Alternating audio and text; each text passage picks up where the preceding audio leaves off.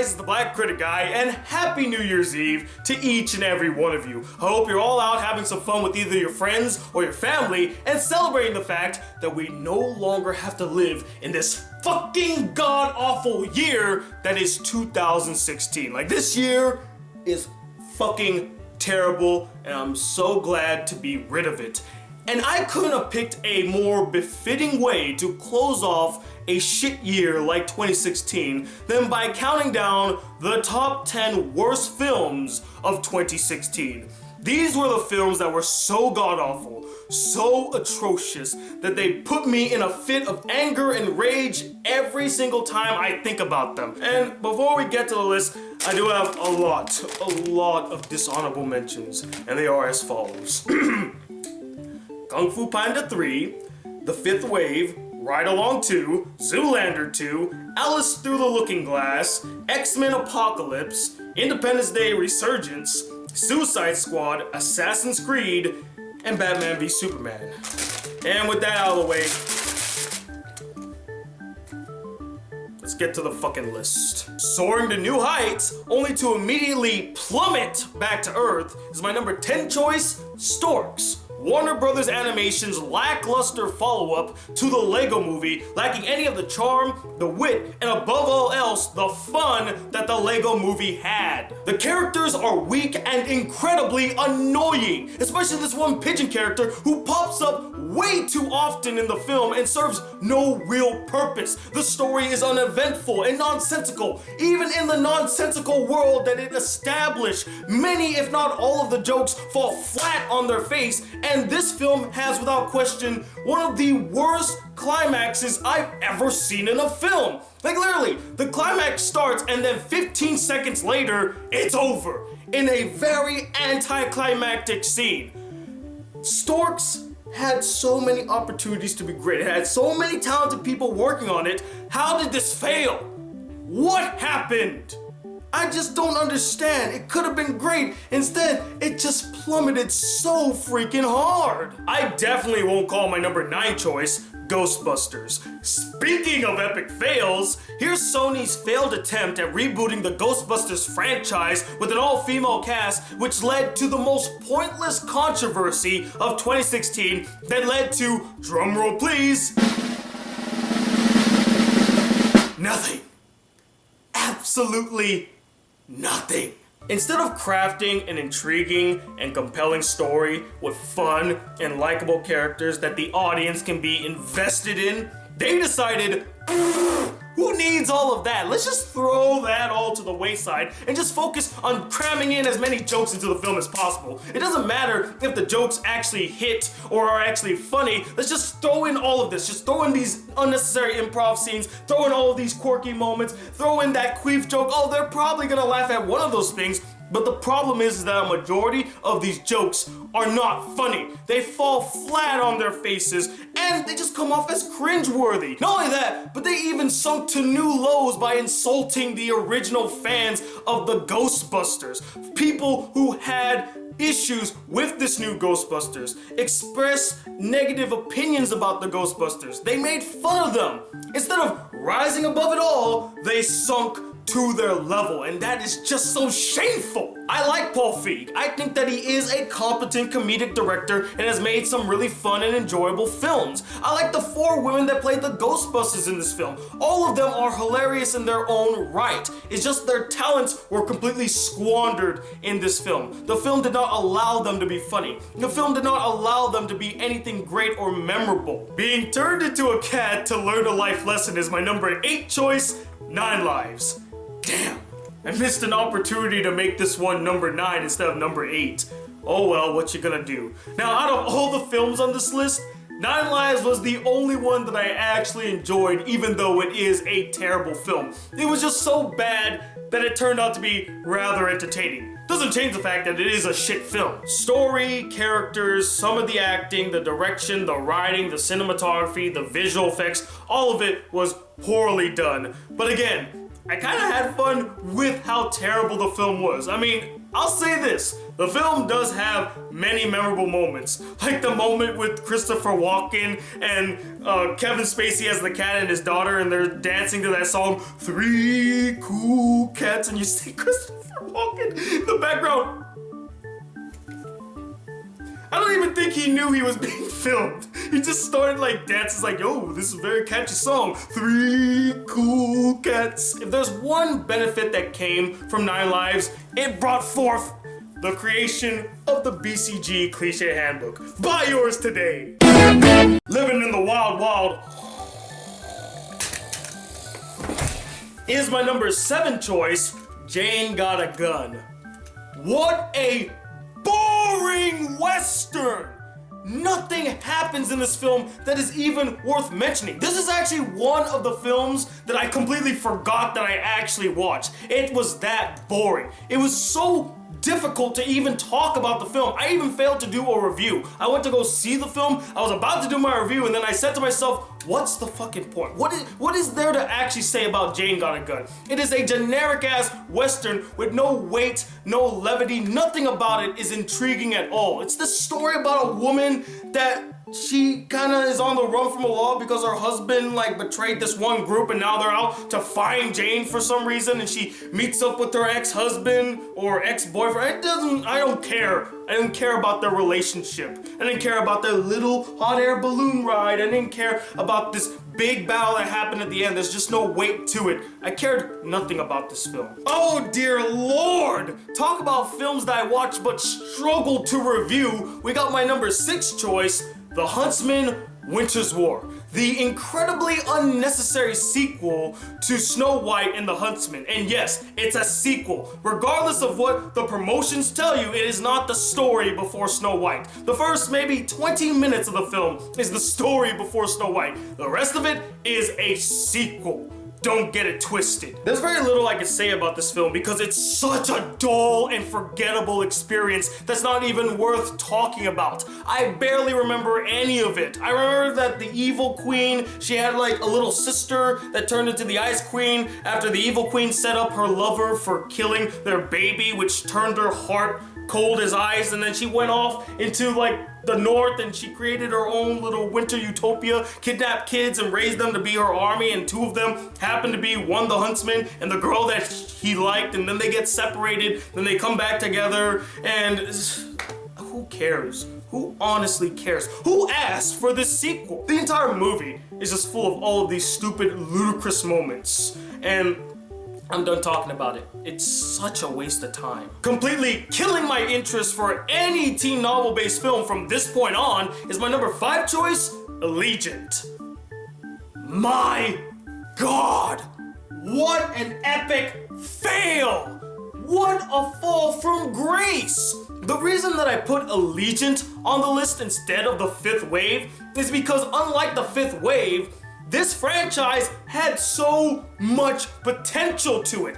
I liked the first one, Divergent. I thought Insurgent was pretty good, nothing too special, but hey, maybe it'll bounce back with the 3rd film. But then Allegiant came out and I was like, done. This is complete schlock. And it's not even fun schlock. It's so boring. It takes itself so seriously. The characters are hollow. You don't care about anything that happens in the film. The visual effects look terrible.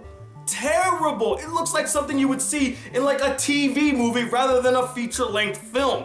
It's an atrocity. It's such a shame. Because once again, just like all the other films on this list, talented people worked on the film, yet it just seemed like none of them wanted to work on it. There was no heart, there was no passion into making this film. They're just like, oh yeah, the company, the production company mandated that we make this film, so let's just shoot it out. Who gives a fuck? No one's gonna watch it anyway, let's just shoot it out. And that's not how you're supposed to make a film. If you're gonna make a film, put your best foot forward. Even though you know that it's going to be crap, at least look like you're trying. Look like you give a damn, and don't just shoot out a product that you know your audience is going to hate. And that's why Allegiant is on the list. Gods everywhere, but not a thrill to be had is my number 4 choice, Gods of Egypt, or as I playfully called it, Video Game Lion King, Akuna fuck fuck you version. Diversity issue aside, this film sucks because of an unengaging story, hollow and unlikable characters that you don't root for whatsoever, CGI overload, I mean just so much CGI is just bombarded in your face, and action scenes with no tension or thrill to them. They have no pizzazz, they don't really stand out, it just feels like a freaking carbon copy of like 300. Let's just throw in so much slow-mo and that's gonna make it look cool and stylistic, when instead it just makes us go, really?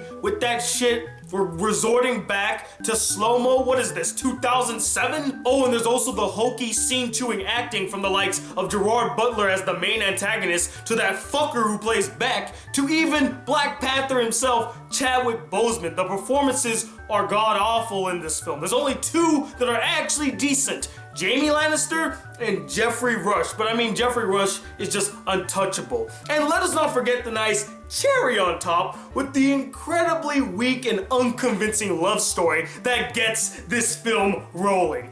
I fucking hated that love story. I felt no connection between the two. There's no romance, there's no click. Why did we even need it in the film? Couldn't it just have been about Beck who steals the eye and gives it back to Jamie Lannister's character and they go on an adventure? That would have been a much more enthralling story. Gods of Egypt could have been something fun. It could have been mindless entertainment, but instead it turned out to be mindless shit. Boo! Were you scared? I know I wasn't for my number 3 choice, The Darkness. I swear to God, I sound like a broken record on this list, as yet again we have another generic-ass, boring film, but this time around, it's a horror film starring Kevin Bacon. As if that made any difference whatsoever. A boring-ass film is a boring-ass film, and The Darkness is a boring-ass film that had zero scares. Nothing in this film is scary, nothing of it is enthralling, you don't give a shit what happens to any of the characters. God damn it, Kevin Bacon, what the fuck are you doing in this film? You are a talented actor, you deserve better projects. Why are you wasting your time on a fucking terrible B, not even B, like F horror film called The Darkness? Why, buddy? Kevin Bacon, please, just go back to making good films. Can we have the 90s Kevin Bacon back? I loved him. Come back to us, Kevin Bacon, please. Colliding with Earth is my number 2 choice. Ice Age, Collision Course.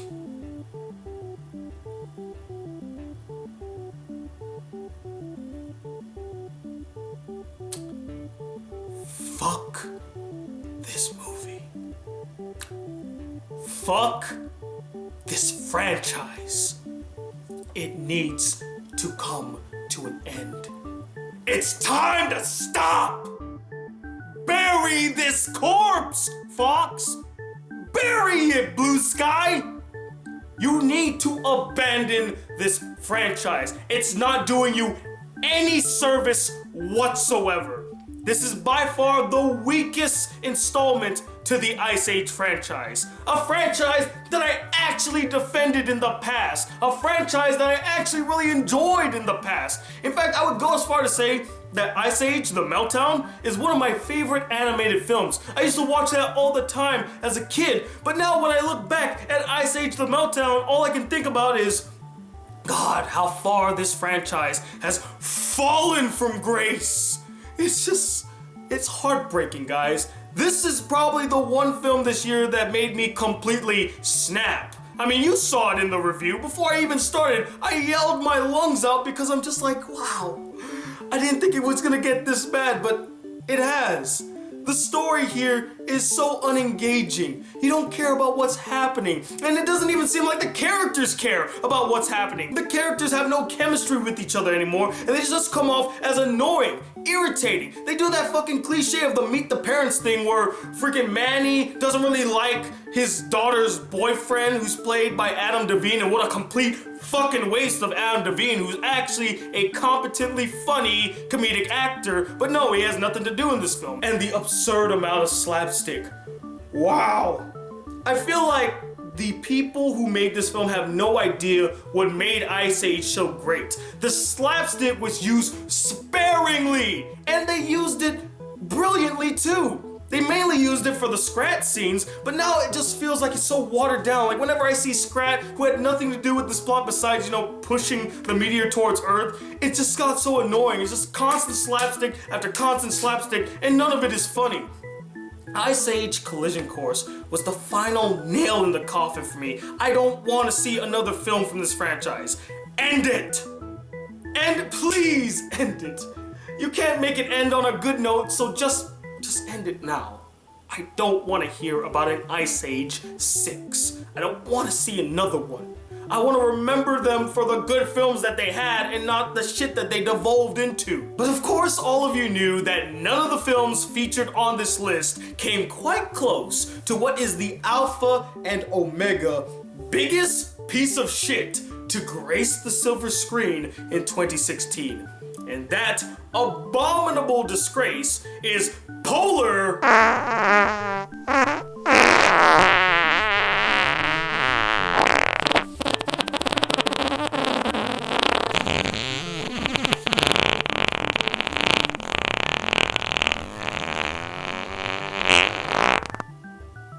You done?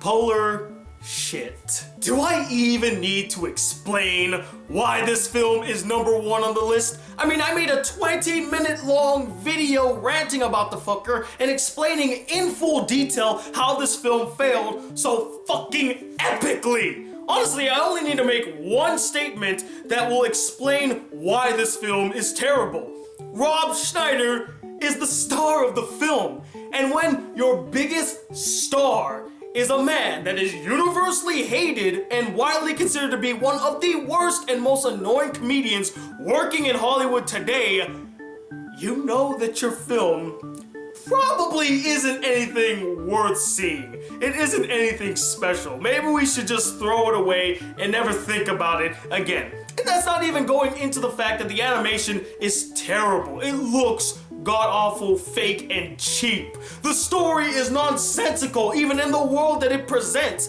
If the world never explained or even brought up the fact that building houses in the Arctic was a bad idea, I would have been like, you know what? Even though I personally can't see it and it doesn't make sense logically, at least in this world, it makes logical sense to a degree. But even the people in the film say, you know what, that's a fucking stupid idea. Who wants to live in the Arctic? And I'm like, right! Who wants to live in the Arctic? People want to live in the Bahamas. They don't want to freeze their ass off and probably get mauled by bears on the daily. Who wants that shit? That's a terrible living. Who would ever buy a house in the Arctic? And not only that, the story didn't even need to happen. Like, if Norm just sat his stupid ass on the Arctic and twerked for the fucking tourists, none of this would have happened because Green wasn't able to build houses in the Arctic. He literally had no approval to do it. But when Norm shows up, Shithead, not Norm, his name is Shithead. When he shows up and starts saying, hey, I'm representing this guy, guess what? Yeah, rises his approval rating, and then he gets the Green to go ahead and do it. So guess what? He is the very reason that we're gonna make houses in the Arctic. Moron! Moron! You're stupid! It's just an abomination that should never have existed. And that is why Polar Shit is the worst film I saw in 2016. Oh, I'm burning up over here. I wasted far too much energy ranting about those piece of shit films that didn't deserve the time of day. But anyway, guys, that was my list of the top 10 worst films of 2016. And as always, I would love to know what you guys thought about my list. Did you agree with it? Did you disagree with it? Did you feel like I left any films out? And let me know what is the worst film that you saw in 2016. Comment below, let me know, and stay tuned tomorrow for probably my top 10 best of 2016. I want to start the year off right, and what better way to start the year off right than by counting down some of the best films I saw last year. And hopefully I'll have some anime and movie reviews on their way as well. And as always guys, if you like to support the Black Critic Guy just a smidge more, why not donate to my Patreon? Link is in the description. And if you like to send me any fan letters, send it to this P.O. box right up here. And as always, if you'd like to be a part of the Black Critic crew and not miss out on a single awesome video or rant, please hit that subscribe button below. Like this video if you really enjoyed it, and I'm Tony Watt II, and I will see you in the new year. Till then, peace YouTube!